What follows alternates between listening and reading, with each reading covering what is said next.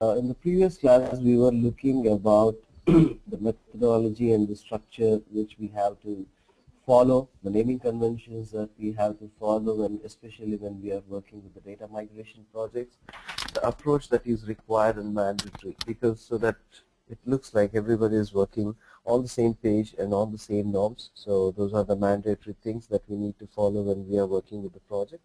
And anyhow, that document that I sent, which is Aero Methodology 3.0,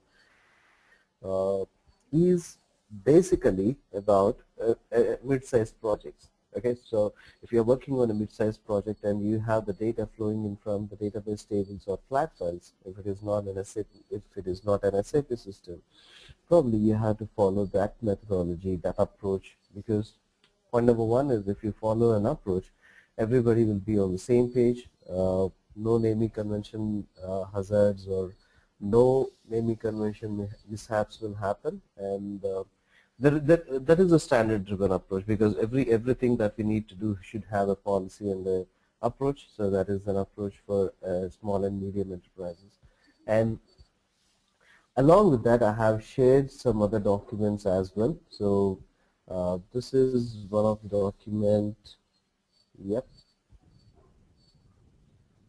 Right, so this is one document that I have shared, which is highlighted with the marker at some points. So hope you guys went through this. And apart from that, I have shared other two documents as well, 3.2 and 4.0.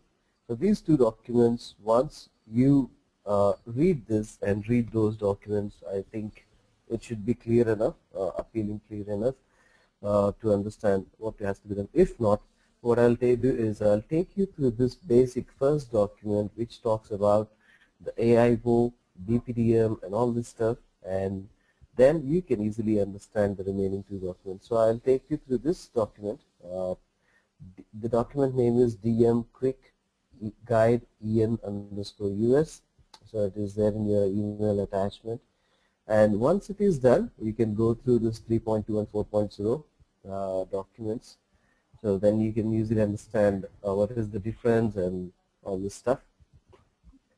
So let me just give you a little introduction about this AIO methodologies or SAP best practices. So AIO stands for all-in-one methodology. So that is an approach followed by SAP or proposed by SAP for the data migration projects. So it is a standard approach, so that even when we claim that we have worked with some companies. So if you just go to a normal hotel, the way they serve and the way they take the orders will be different. And if you go to a 5-star hotel, the way they serve and the way they take the orders will be different. So it always depends on the level of approaches that you work with and the experience that you face. So when you work with SAP, so SAP provides you a standard structures and a standard guidelines that you need to follow as a part of data migration, so that you are following a global approach. You are not just following a local approach, and you are just following a global approach. So across the globe, if you go and say that I have worked on the AIO methodology or BPDM, it will not be a jargon for any other companies across the globe. So people who closely work with SAP should know about this best practice. So now it might not be required initially, but when you go ahead and work with BODS for quite a long time, so the next project definitely you have to work on best practices, because that is a global language that SAP is speaking about, and you have to learn that language before you start closely working with SAP. So this is one of the most initial documents, or one of the most baseline documents, what I can call, which talks about the best practices for data migration. So the BPDM stands for best practices for data migration, and AIO stands for all-in-one methodology. So both these things talk about the same document. AIO 3.2 is BPDM document, which is like SAP best practices data migration document. All right, so this is a quick guide, and so initially when we get a BODS system, we did a setting up the system, which is document number 2, or like in the class number 2 that if we remember, we have done something like creating a local repository, creating a central repository, creating a local repository and logging into the local repository, creation of the central repository and all this stuff. So that is what we will do when we were given a fresh system, what we have to do. So all these things are also a part of this new document, but this is a global language which we'll be talking about, because if we have offshore and on-site mode in working with the projects, sorry. So this is how it goes. So offshore and on-site mode, both of them should agree on a common approach and start working on the project. So both of them should have the same central repository name, same sequence of the local repositories, and everything should be in sync so that there will not be any hazards or discomforts at the end of the project. So everybody should follow the same global language. And it's always good, like when you are working in a company, it is good if you can't follow the global language and you can have your own language to speak. But if you are working across the globe and if you are working with different clients, because some projects, the project currently I'm working with is with the people across the globe. So we have people from Singapore, Canada, Middle East, and because we have the data coming from different regions. This is one of the world's biggest data migration projects. So you need to speak a global language, or you need to create your jobs in a global language which is understood by all. So you need to follow this best practices approach by SAP. Okay, so this is how it goes. So first, if you look at your jobs, so you will log into your designer. Okay, this is how we generally work. You log into our designer with our repo information, and then we build our jobs and we execute them or upload them into the central repository.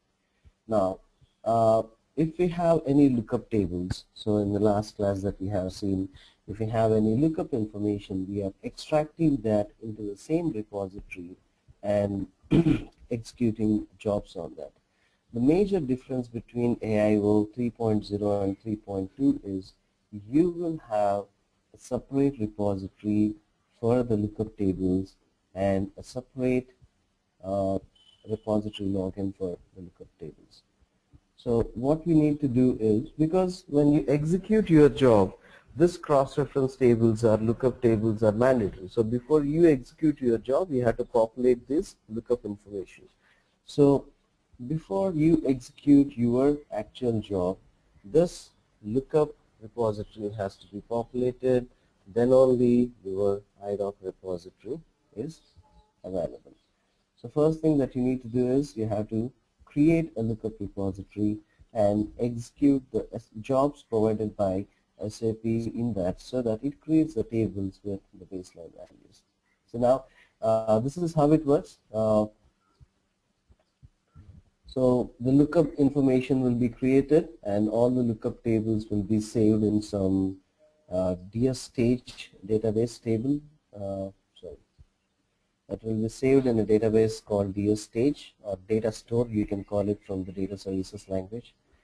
Everything is stored on this DS stage database, and when you are actually working on the IDOC repository, this DS stage database is linked to the IDOC repository, so that whatever the information that is present in the lookup tables will be accessed by the IDOC repositories. So there is no need for you to create, because why we need to do it in separate systems? Because sometimes the data volumes will be huge and you cannot just handle the entire huge volume of data in one repository. So that is the reason why we need to create two repositories, one for the lookup and one for the repository for IDOC. So this is how the narration goes into this document. So copyrights, then the prerequisites, the contents. Okay, so in this document I have highlighted few things for your reference so that it will be useful for you to understand what we have to look at and what we have not to. So if you look at this one, I have highlighted something like this. So the purpose of this document is this installation guide provides you step-by-step information of installing SQL Server, business objects, data services, so forget about all these things. So it also provides information to install lookup and maintenance, install lookup maintenance application. So this is what we'll be doing because we don't involve ourselves in installations of data services or SQL Server. That is the role and responsibility of someone else. So if we are working on a global project, big project, what we will be doing? So this approach will be looking at the first point. So getting started, you just need to ensure that you have some version of the SQL Server present on your system, and then this will be the SAP notes. So for every SAP approach, for every SAP best practice, or for every new changes, because for example, let us take that SAP has created online training course content or a software for online training. So after some time, it feels that these things can be improvised. So these things can be enhanced and these things can be converted, or this is not the right approach, this is the right approach. So what they will do is they will release a notes saying that this is the note number which mentions that these are the changes that are done on the software, or these are the changes that are done on the process. So like that, or if they are writing any document for the first time, there will be SAP notes for that. So this is the SAP notes for this best practices, and SAP notes look like this. Okay, so this will tell you what is what and what has to be done. So other terms, so symptoms, delivery and installation of SAP best practices for data migration solution version 3.2, and data migration packages for SAP best practices, and all these other terms that are involved. I'll be sharing this one with you as well. And okay, what are parts and parcels of this one? So you get the list of this thing, mapping templates. So when you are working on a job, you need to have an Excel sheet which maps the source and the target structure and define the business rules on that. We have seen that earlier. So this is the mapping sheet. The template of the mapping sheet is already provided by SAP, then there is no need for you to create. The jobs that you have to design till now are already created by SAP. So all you need to do is like log into the repository and customize those jobs. They are pretty simple. And look up templates from legacy to SAP system values, and migration service applications and data services, project ATL files. So these are the pre-built jobs that will be available. And documentation, sorry, that includes the quick guide. This is the quick guide for installing the best practices. The solution for this SAP Notes is, this is the data migration package is built on SAP Business Object Data Services with a version 3.2 platform with predefined business content. So what they will do is, if it is a material master module, so they know how many segments are a part of the material master module, because those are standards. So when you're sorry, when you are loading data from SAP to SAP system, you very well know that these are the standard segments and these are the standard IDOCs. So the SAP provides you pre-built jobs for those standard IDOCs, because there will be no changes. So if material master has 16 segments of IDOC, then it will be the standard. You cannot change that. So for all the 16 segments, they will create a job and they will upload that into the SDM site so that you can download it from there. So these predefined business content. So this job, it talks about each and every segment of the material master. So we'll look at more details in a little later going ahead. And it includes the tested content for all the countries and that are available on SAP all-in-one AIO best practices.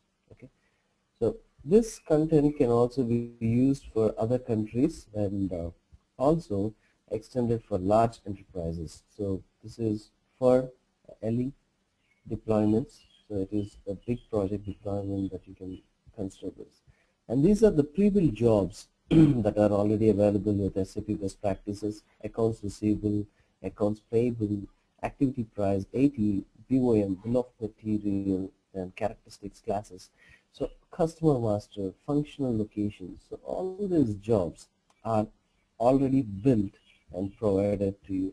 So now there might be a quick question for you: how can they build a job without a source table? So the answer is they will be using a row generation transformation in place of the source table. But again, the structure of the target table or the target schema is addressed in the schema out. The row generation is pointed to the schema in, which we'll be looking little later. So these are the all the pre-built jobs that are available. And once you download all these things, so download the following RAR files for both ERP. So forget about CRM. We had to first we will concentrate on ERP. So download this from the ERP into this one. So AIO installation, SQL Server, and all these things. So download the following files for ERP. So the quick guide, AIO BPDM IDOC 1. So this has some set of predefined jobs, and this has some set of predefined jobs, and this has the lookup information or the lookup jobs. So there will be 3 lookup jobs that are already available. So you need to execute them in sequence to create all the lookup database tables and convert them into the permanent table so that you can do a lookup on that. So that is about BPDM lookup. Then mapping templates. So since you are working, since this is followed on the global project, across the globe there should not be a different mapping tablets, because sometimes they give it in the column-wise rules, sometimes they give it in the row-wise rules, or sometimes they just write it in a Word document. So we don't want all these different approaches. We want it to be standard. So if you look at this, sorry.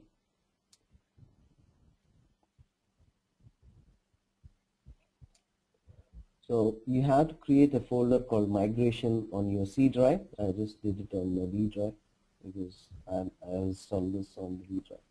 So if you look at this one, this is all the content that you will be downloading. So BPDM IDOC 1, BPDM IDOC 2, lookup RAR files. So this lookup will have the jobs, and next one is lookup text files. So all these things are your lookup text files. So this gives you a structure of the tables which you have to work on. So all these things till the end of this folder. So all these things are your predefined lookup table structures. And apart from that, we have one more document, one more text file called default number ranges. This is also utilized for the job execution purpose. Then you have to download all these things.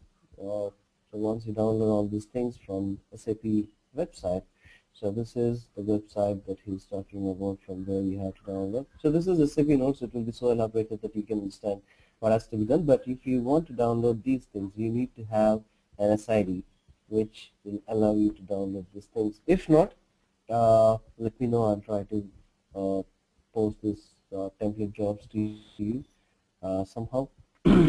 Okay, so this is the introduction about the document.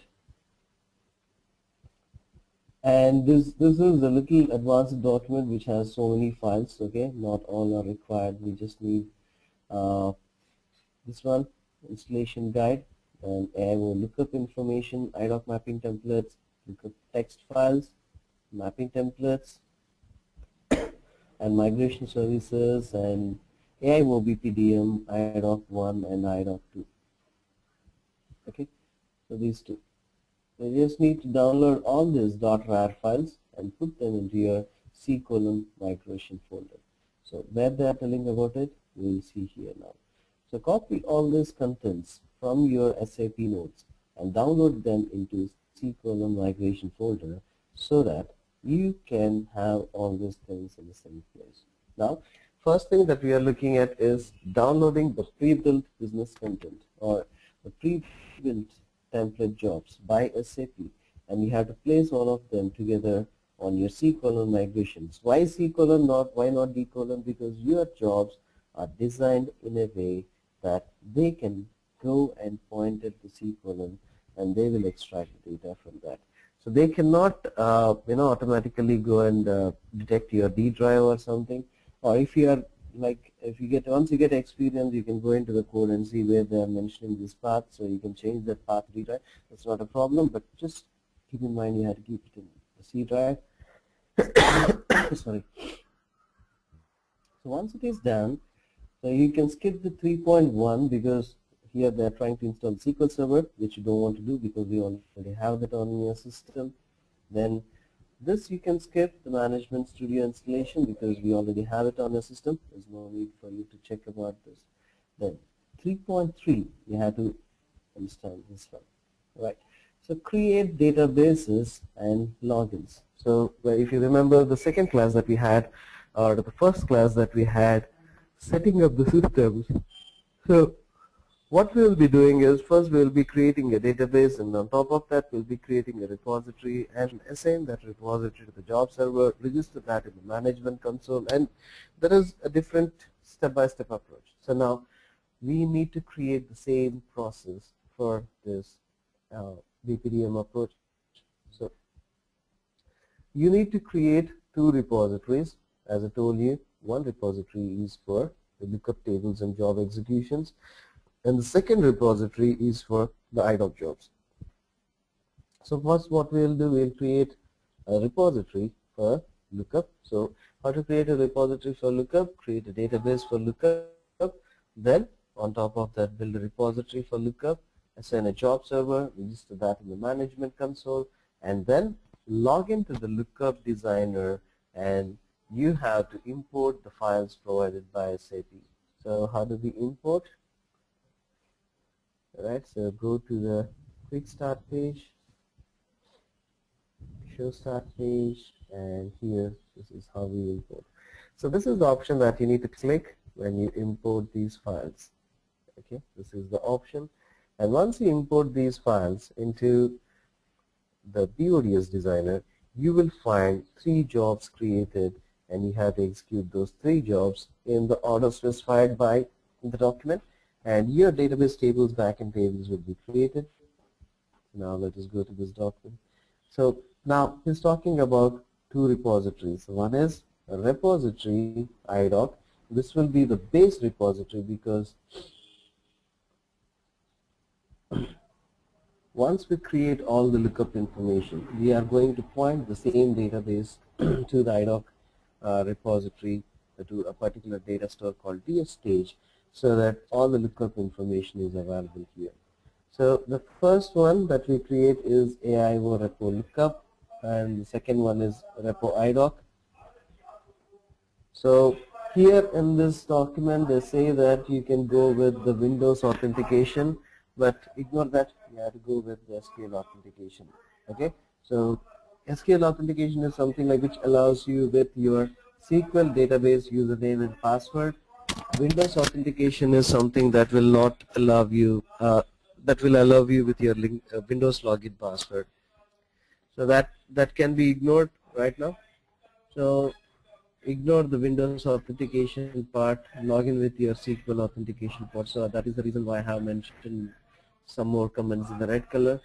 Then in your Object Explorer, then right click on the database and choose the new database. This is how you create. Go to your SQL Server database, right click the database and create a repository. And here they also say about creating the database username and password. So once we create the database, we can create the username and password for them as well, so that there will be no changes. Because if you are working, why we need to create a username and password? If you are working on a SQL database in the development environment, and if it is moved to the testing environment and the backend database is Oracle, the owner name, which is SA in the SQL database, will be converted to DBA in the Oracle database. The owner name here, it is SA, and when it goes to the Oracle system, it will be converted to DBA. So we don't want the changes. It has to be the same database name. So that is the owner name. So that is the reason why they ask us to create the owner name here. But Ignore that. You can create that on the data store level, not required on the database level.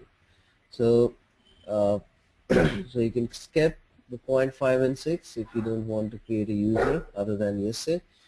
So once you create this database, you have to create another database called AIO repo lookup. Just give me a second. I close the windows and come back.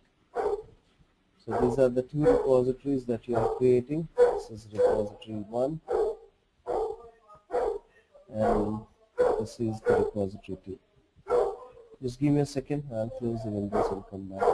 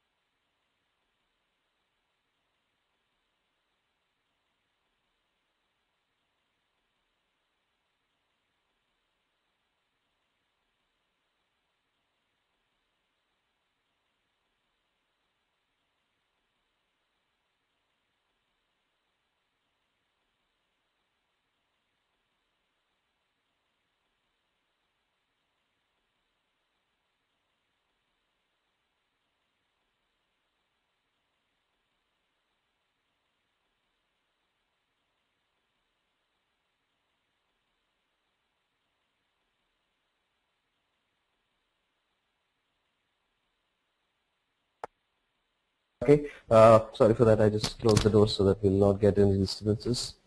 So now we are creating two repositories. One is for the lookup and one is for the idocs. Okay. The second one is, first you need to create a database login, and as a profiler repository, this is optional. So you can keep that as an optional. So why we need a profiling repository? To compare the values between two tables. So you need to do a profiling. So other than that, you can ignore that. Then installation 3.4 you can ignore because there is no need to create an installation. And this is not a regular installation because this one is designed in a way that it is a wizard kind of installation separate for this best practices. And after that, you have to create a job server and assign that job server to both the repositories. Okay. So first we created databases. On top of that, we created repositories, and we created a job server and assigned it to both the repositories. And you need to register them in the management console as well. Okay. This is the job server creation process. And okay, you can ignore the section 3.5 because this is about the profiler repository. And yeah, JS underscore AIO repo. Okay, so you're taking the job server and assigning it to the same lookup repository, okay, and to the idoc repository. So you are assigning the same job server to both the repositories. Sometimes just walking you through these documents will be easy, and when you read them you get confused because these documents are designed in a way that they confuse people, so nothing to worry about it. So now, adding the second repository to the job server, you need to assign both the repositories AIO repo lookup to the same repository, the same job server. So once this setup is done, you have to start the data services designer and log into it first with the repo lookup. Okay, so first you need to log in with the lookup repository.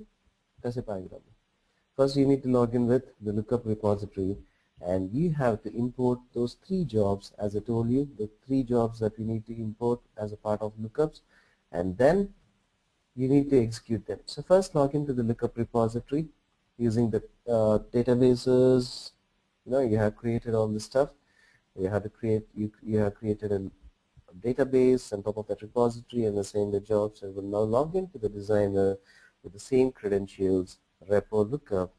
And once you are into the repository, import the content to data services. So once you download and put this stuff in the SQL migration, you get something like, 1 second, so I'll show it on a C colon. The D colon has a little advanced one. Alright, sorry. Alright, so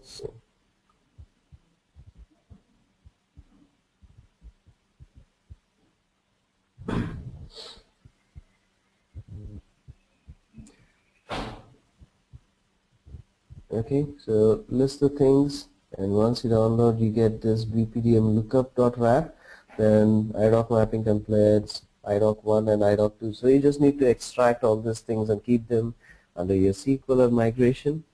So once it is done, once you extract this lookup folder, okay, once you extract this lookup rar file, bpdm lookup.rar, you get these jobs. One is your data store. So as I told you, these template jobs, they will not even allow you to create your data stores. They will provide you the pre-built data stores, using which you can just go and change your credentials or the server to which you are pointing, or to the database to which you are pointing, so that when you move the code across the globe, so even the data store names will not be conflicted. So this is a highly designed document which talks about a strict structured approach. So now the data store names is created, then you have to import this SAP to file population ATL, then SAP to file population delta, and file to application population initial. So these are the three jobs you need to import. And once you import all these three jobs, you have to create a new project called AIO BPDM IDOC, and next you drag all these three jobs into this AIO BPDM IDOC, and next you go to your data stores which you have imported, and then you have to configure those data stores. So generally you will be getting 4 data stores. One is your DS SAP, which points to your target system credentials. So you have to give the target system credentials to DS SAP data store. The second one is DS stage. So DS stage will have all the lookup information. So this this database or this repository which points to this one is called DS stage. So this points to all these things. There will be one more database which is called, or data store, which we can talk it as DS stage init.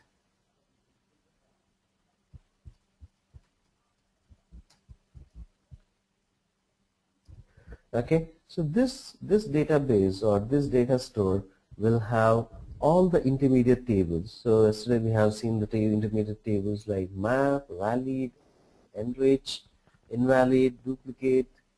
So all these intermediate tables will go and sit in this DS stage init. All the lookup data tables or information will sit in DS stage, and the output of your jobs will point to the data store called DS_SAP.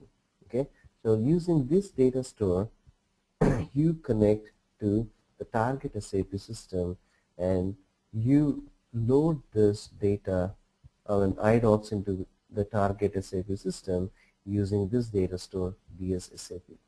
Alright, so how many data stores we have seen? DS_SAP for the target, DS stage init for all the intermediate tables, DS stage for lookup, and one more data store you have to create, that is your oops no.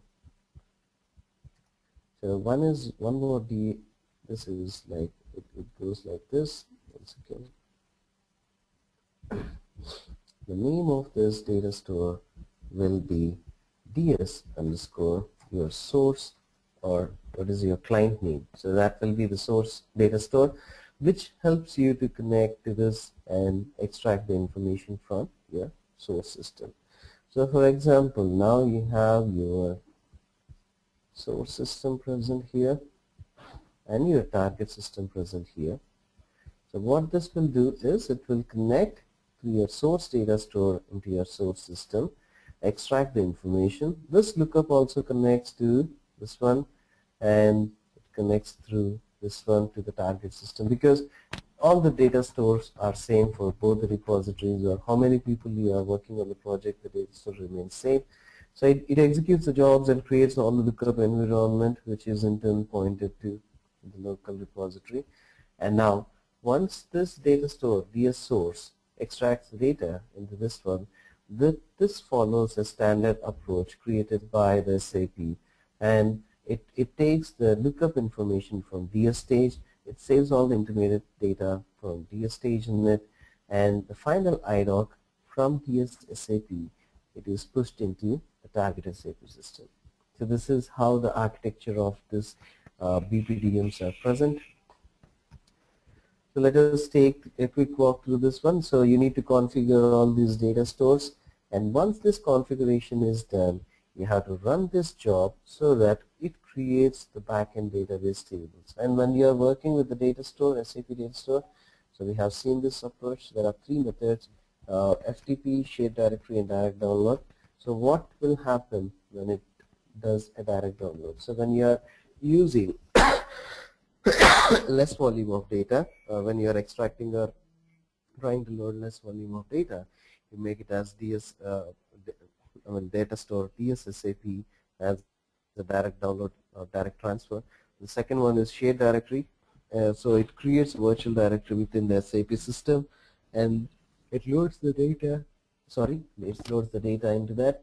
And third one is FTP. It creates a virtual directory on the other system apart from the SAP system, and it tries to load data into that. So this is a little introduction about this one, which is really good. So I just highlighted that. So once you edit your data stores, you'll be seeing it this way. So you have to replace this. One second. Just give me a second. So once you edit your data stores, you'll be seeing the names like this. All you need to do is like replace them with your username, application server, password, the client number, instance number, and all these things. Next, you get the data store DS stage in it, which I have just told you, DS stage, and then log into this next repository. Okay, your lookup repository is created, the jobs are imported, and jobs are executed. Now that repository work is available. Now you need to log into the second repository. Sorry, you need to log into the second repository, which is your IDOC repository, and you have to create your jobs in a way that these jobs are. Your lookup environment is done. Now you need to log into the IDOC environment, and you have to create your IDOC repository ready. So for that, we need to log into this one, repo IDOC. And once you log in, you need to import these data stores, ATLs. Okay, so first one is the data stores ATL, which is actually the same data store that you imported in the AIO lookup. Alright, so sorry. So here you can see the data stores. The same data store ATL is also imported into this one, repo IDOC, because what it will do is to ensure that we are not messing up with the system, or we are not creating our own naming conventions for the data stores. SAP takes care of this one. The best practices take care of this one. So you take these data stores, then you need to import these two ATLs as well. Okay, how do we import? Go to the start page, click on import from file. Okay, so just let me restart the designer. So import from file, go to the path on your desktop where it is available, and then click on OK. It will be imported into your system. So once it is imported, then you have to go into the lookup repository. So log off. So every time you import the job, what SAP says is, as a best practice, once you import the job, log out of the repository and again log in. So that is one thing that will fix all the things in the backend. So now go to the lookup repository and execute this job. Initial SAP to look file to application population initial, because what is this file and what is this application? Application is your data services, designer, and file is this file which we have seen just now. So all these lookup tables are present here. So right click this one, I'll show you the structure, open with Excel sheet, and now if you look at this structure, so you have the legacy values, the target values, the controlling area under which this activity fall, and local text, global text, and timestamp. So this is the typical structure of a lookup table. So what we do, we compare the legacy value with this legacy column and replace them with the target value. That is what we do in the lookup ext or in the enrichment part of the jobs.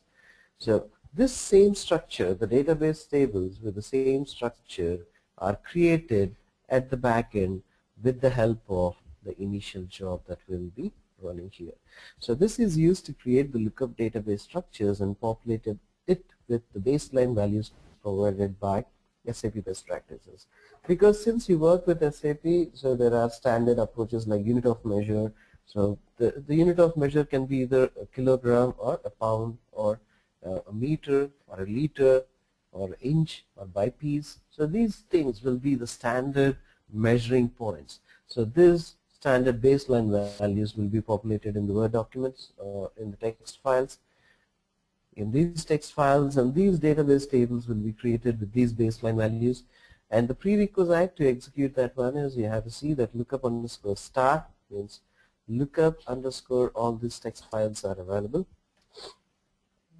The lookup table information. Then you have to see the default number ranges is also available. So default number range is this one. You have to ensure that that is available. And lookup list.tab. So this is one DAT file which will be present at the back.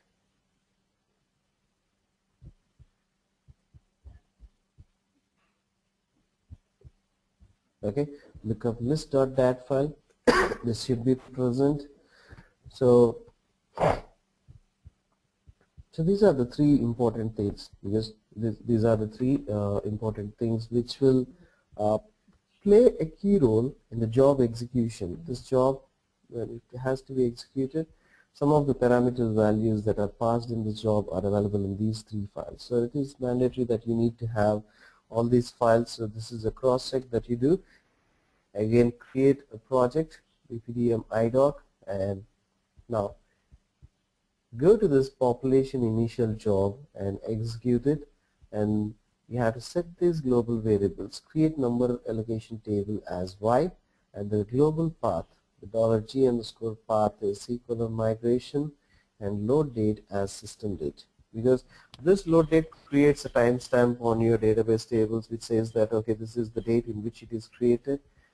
And now execute the other jobs required for migration. So now you created the lookup database is ready. Now log in back to the AIO repo IDOC repository, and you have already imported these jobs, the template jobs, and then what you need to do, you need to execute the template job as it is to ensure that your job is perfect. So sometimes there will be a syntax errors, and if you don't check that syntax errors right in the beginning, you might end up using the same template job to create all your jobs till the end, and once you execute your job, then you might end up having some problems. So you don't want to do that. So what we will do is I will try to pull sorry, I will try to log into one database, but literally this takes a lot of time to import all these things. So I'll try to import one ATL file and show it to you how that looks and how to customize that. So yes, this is one of the most important thing that adds flavor to your resume. You can say that if you understand this document, or if you are confident enough, so you can just claim that you worked on the AIO BPDM, and nobody can ask you any wrong question, because across the globe this is the standard approach that is followed, and this is a global opportunity. Knowing this AIO best practices or the BPDMs is a global opportunity which will allow you, to once again, which will allow you to have a global tag that, yeah, I have worked on this, and you can put me on this project, because across the globe people will follow the same approach. So this is how it works. Okay, now import from files. So first let me import the data stores to show you how this data stores will be. So now this data stores tab is completely empty.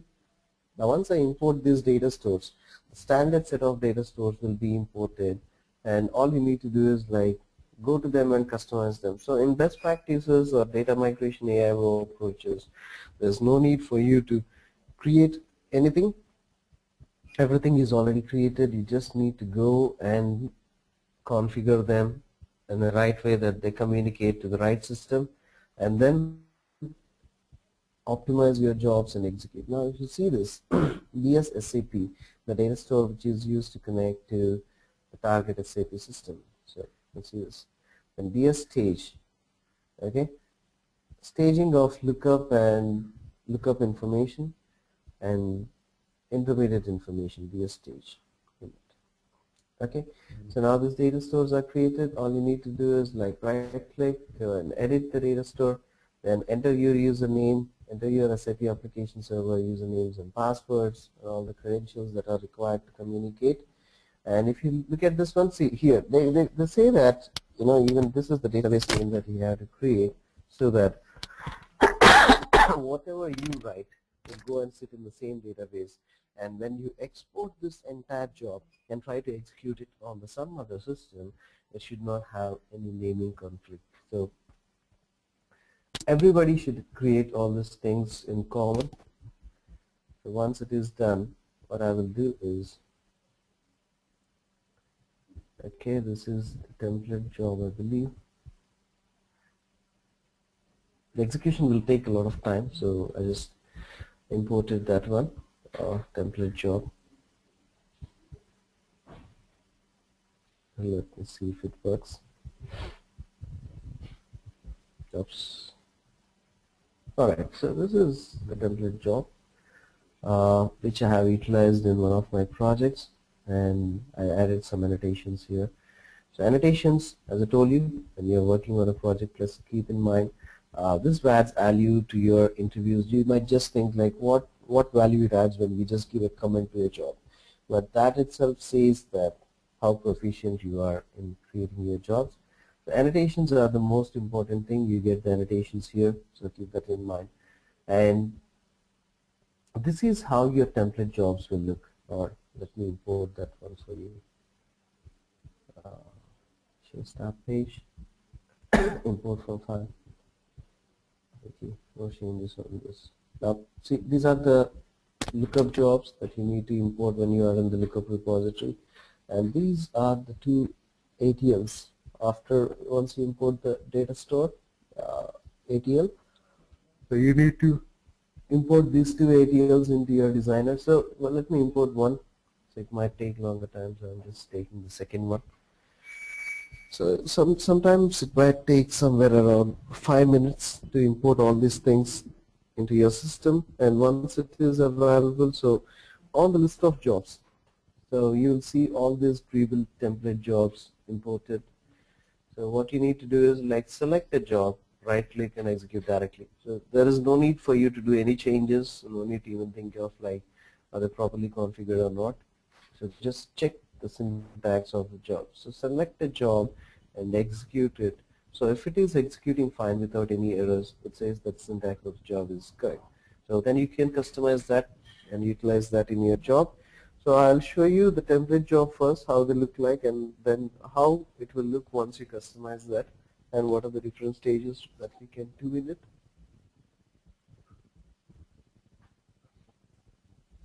So this might take time, but guys, what I suggest you is like follow this approach. Try to, at least like if you don't get time to follow this approach,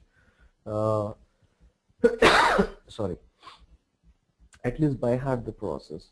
Okay, so first create a lookup, then IOP repository, then you have to log in, create a job server, management console, everything blah blah blah on top of that. Then you have to log into the lookup repository, import the jobs and execute them so that they create the backend database structures, then log into the data stores on a DSS, sorry, which one? IDOC repository, and then import these jobs, and yeah, these are imported now. If you go, so import these jobs and now execute the syntax test job, and then if it is good, then it is you are very good with this one. So now, if I show you this material master IDOC job, the template job.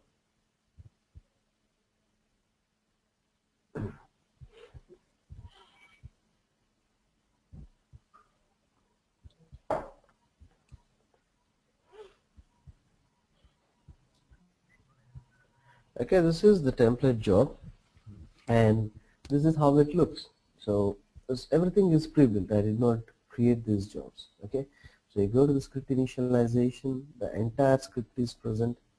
So since they are selling it, they use more colors to that. So that is the reason why you get these commands and all these things. But simple, we have seen this in condition scripts and global variables job. So first, you have to create a script and declare the global variables at the job level. And here, why we are using NVL function is if by chance it gets any null value passed into this global variable, then we are converting that null value into a space, and you are trying to assign it with this value. So this is why we use this script. So go through the script, and and this is IDOC related to the global variables related to the IDOC. So we have global variables related to the segments, that is conditionals, and global variables related to the IDOC. So let me talk about this first, then I'll explain you what is an IDOC and why we need a global variable for the IDOC. And after that, we have some print information. So whichever the segment is executed, it prints the statement saying that this particular segment is getting executed, and all these things. Some default values, all these things are assigned here. Let's go back, and the next one that you can see is the reset master number. There will be a text. Ignore this. This is just a printing statement which says that this is how it has to be printed. Next, the first one is the header, the basic material master required, and the header.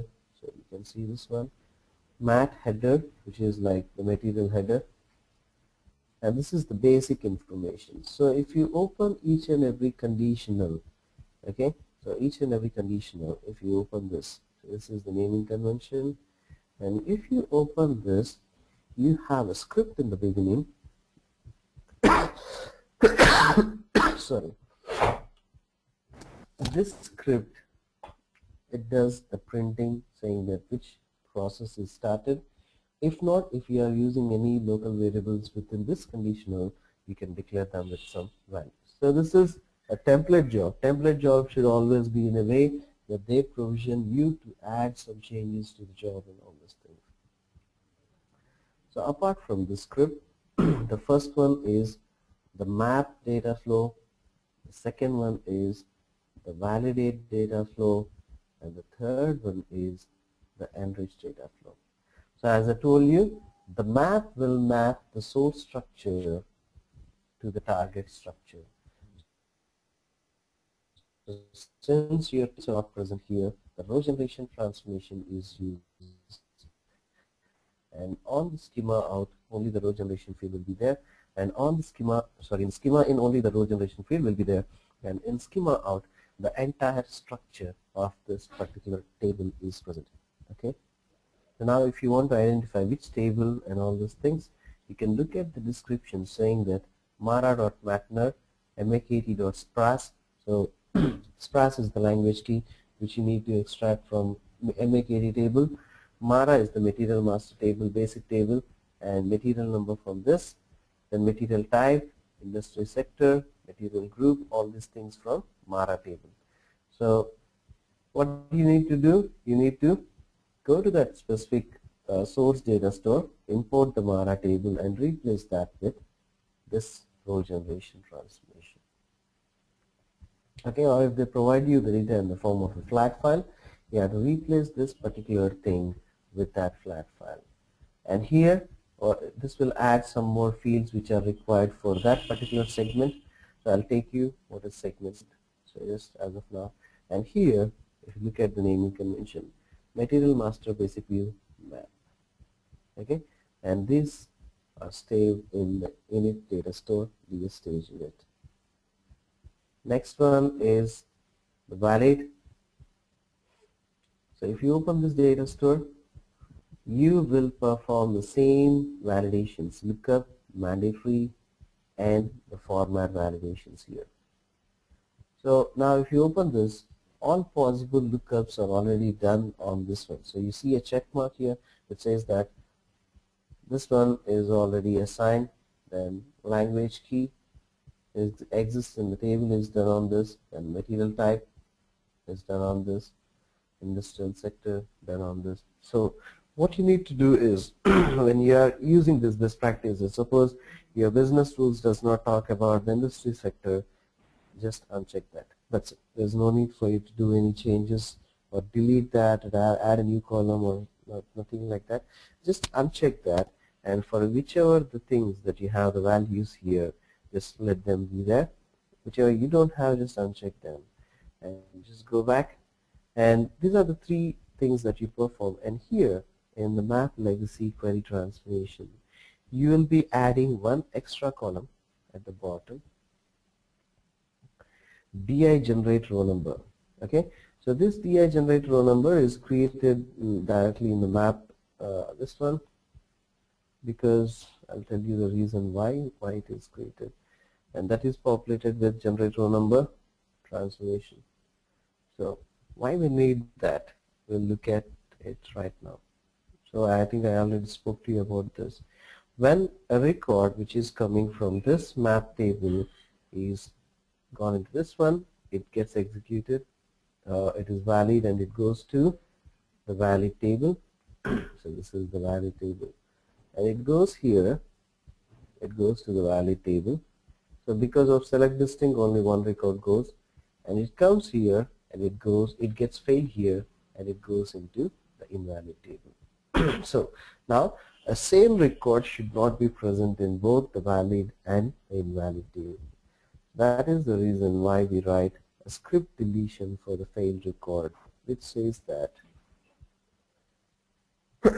one second, I'll put it in a short structure. Now you see, in this particular data store, DS stage, delete from material basic view valid, so this is the valid table, where DI row gen number in select distinct DI generate row number from material basic view invalid. So you know query and subquery. So this is how it gets executed. First it selects the distinct DI row generation values from the invalid table, and it will compare this with the valid table. If any common number is present, then it deletes that particular entire row. So which says that this particular row which is present in the invalid table should not be present in the valid table. So that is the concept. And once it is done, so once it is done, the final data store is the enriched data store. So enriched data store is a place where we actually apply the business rules. So open the query transformation, and you might be seeing some of the business rules already applied on this material number.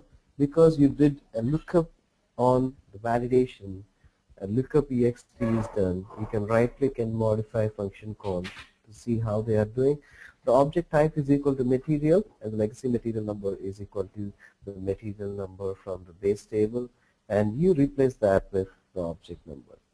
So all these things are already present. So if you don't want this, what you can do is simply go comment this one and open this one, and you have the material number here, directly map it. So either you can keep the business rule, or you can comment that and do a one-to-one mapping if you don't want this business rule to be applied. Or if you want to write some decode statements, yes, you can go to this one and write a decode statement saying that decode of this one, if the material number, so for example, let us assume that if the business rule is that if it is a blank, then replace that with a forward slash, sorry, and if it is not blank, then directly get this material description directly from the source, because sometimes the target system cannot accept the blank values, so just replace that with a forward or a backward slash, and once you load the data into the target system, you can delete the values from there giving a where condition. So now see, okay, so if it is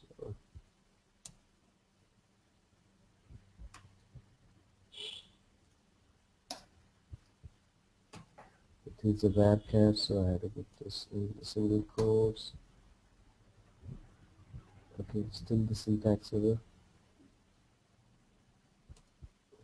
1 second.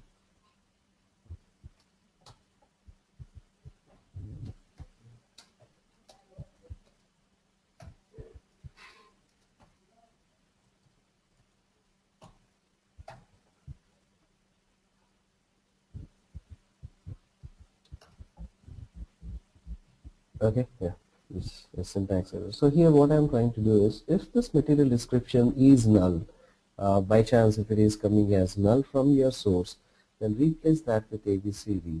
If not, directly get the material description as it is coming from the source. If not means, if it is not null, get the value as is, and if it is null, replace that with the value ABCD. So this kind of business rules you can write here, and right. So once you create this enrich data flow, the enriched table is created. Similarly, so you go to each and every segment of your job. Okay, so now this is the plant information.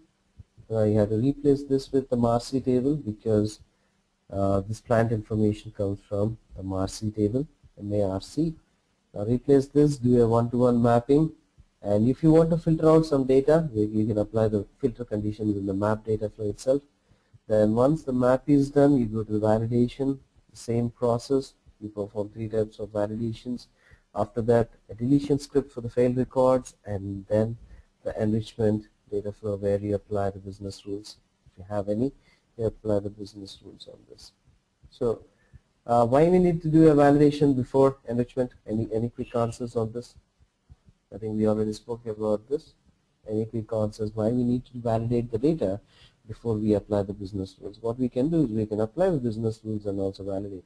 That is what we have seen in the last class. We validated, apply the business rules, again validated. The reason why we do a pre-validation is we don't want to apply the business rules on the entire data junk. So we want to filter out the bad data and apply the business rules only on the good data. So similarly you perform for unit of measure, you have this same structure, map, then you have validate, and you have enrichment. So once all these things are done, you go to the final segment called generate IDOC, and here this segment, first script is like printing the IDOC thing started. Now you have a workflow, and within the workflow you have a data flow. And if you open this data flow, do not get scared. It has all the enriched tables, okay, and all these enriched tables are connected to the IDOC. So now let me show you what is an IDOC structure. DS SAP, expand the IDOCs, and this is MATMAS PAPI03. So this is the structure of your IDOC. So we were talking about the IDOCs when we are looking at the XML files. The first one, EDIC40, is called the control segment of the IDOC. So this control segment always talks about like which system it has to go to, what is the message type, what is the IDOC type, what is the target port number, direction, is that an inbound or an outbound, and what are the table names, and it gives you all the port numbers, okay, partner functions, the receiver port, which system it is, which system is taking the IDOCs, to which system we are pointing. So all this driver information are present in EDIC40, which will take you to the right system, and this IDOC structure. So if you look at this one, this is very much similar to the XML file which we have worked on. So we have a header, and once we have the header, we have the line items. Okay, so many fields are there. Everything is mapped, so there is no need for you to worry. Again, the Marcy, which is the line item for Mara. Okay, then Marcy 1, if some fields are missed, they will be here. Then MARD, storage location, and MARDX will be present. So your data which is coming from the enriched tables or each and every segment is added with some extra fields. Okay, so if you look at this one, so query all fields. So this is, if you look at the size of this bar, drag bar, is pretty much big when you compare this one, because that means there are more number of columns on the schema node. So all these columns are created in a way that they address this particular segment of the IDOC.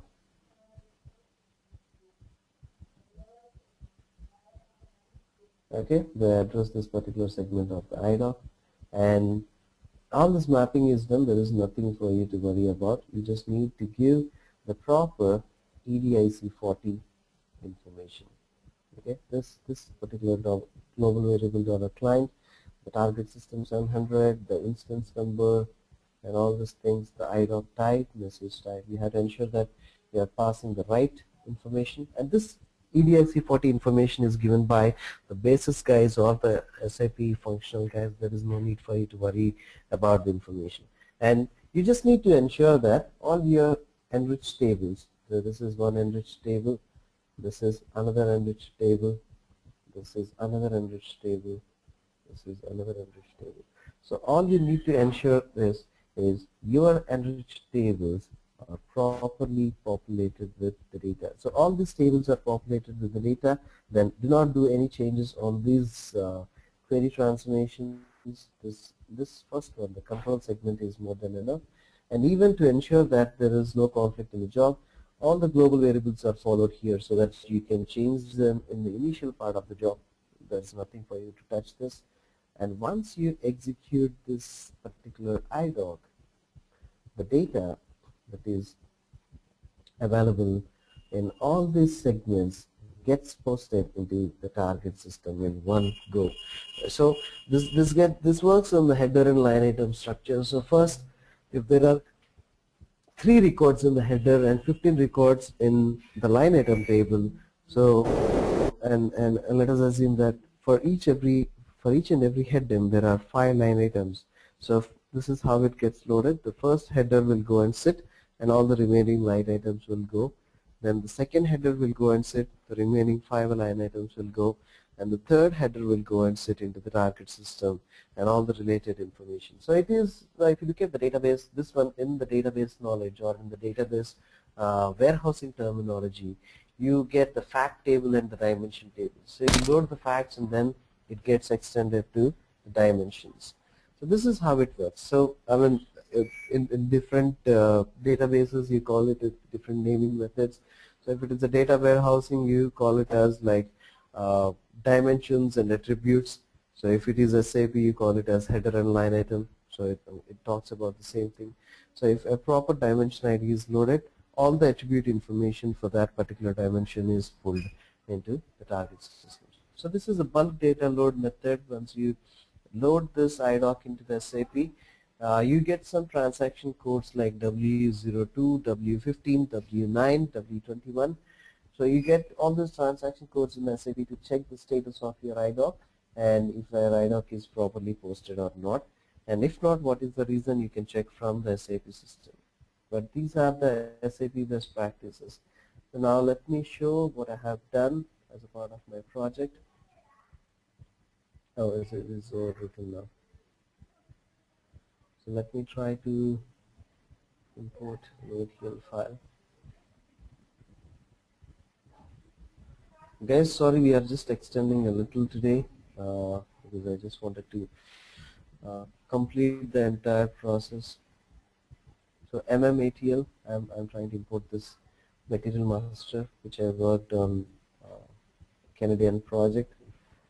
I'll show what I have done. This is a very simple thing. So all you need to know is like, okay, you need to understand how it works, and it is the simplest process because there is no need for you to even create the jobs. Because why did SAP do all this homework for us? The reason is sometimes we need to hit the market saying that yes, I can do this within a weekdays. So there might be a challenge saying that okay guys, you have to complete this project within 7 working days. So is that practically possible for you to create all these jobs, test these jobs and execute them? At least sometimes they give you a warning saying that okay, this is how the client requires it. So you have to complete this job in 3 working days, and then you have to test it and give the job completed by the end of the week. So if you are creating this big job, so giving annotations and all these things is not possible for you to do this. So the best approach is, what you need to do is use the best practices, open this best practices, then remove the table, the row generation with your, replace them with your source tables, okay, and execute the job, and go to the remaining segments. So Marcy in scope, I replace that row generation with Marcy. Do a one-to-one mapping, because here remember the SAP field names will be like this, the 4 or 5 character line, and here the descriptions are there. Do not get confused. You can see the descriptions here, and you can do a MATNA to MATNA mapping, a RUTS to RUTS mapping, EK group to EK group mapping, DISPO to DISPO, then lifts, desks, SOPSL, NIMBY, okay. So all this PRCTR profit center. So you just can do description mapping, or you can see the mapping here. So you just need to map this, all these things, and once all these things mapping is done, all the enriched tables are created. You finally need to go to this one.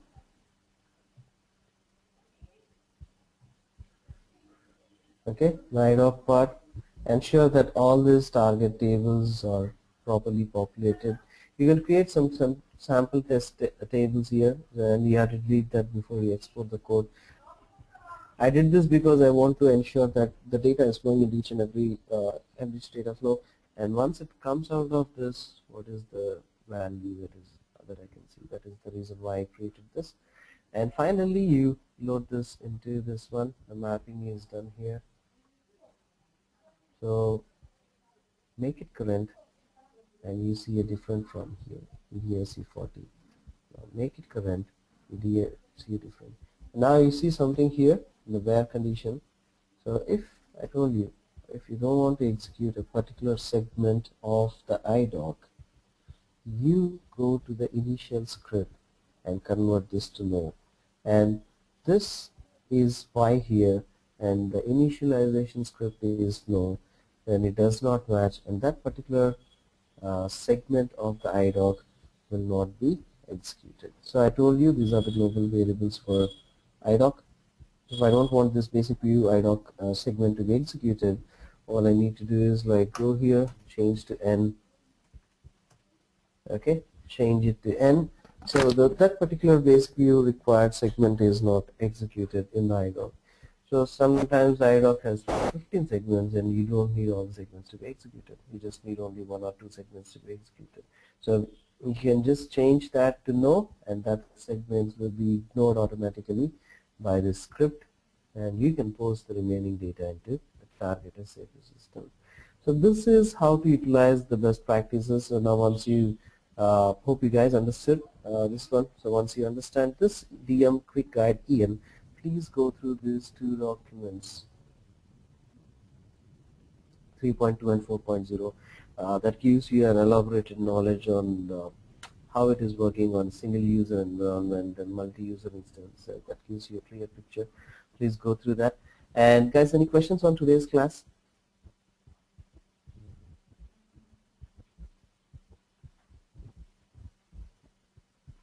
Any questions, Rishabh, Gopal?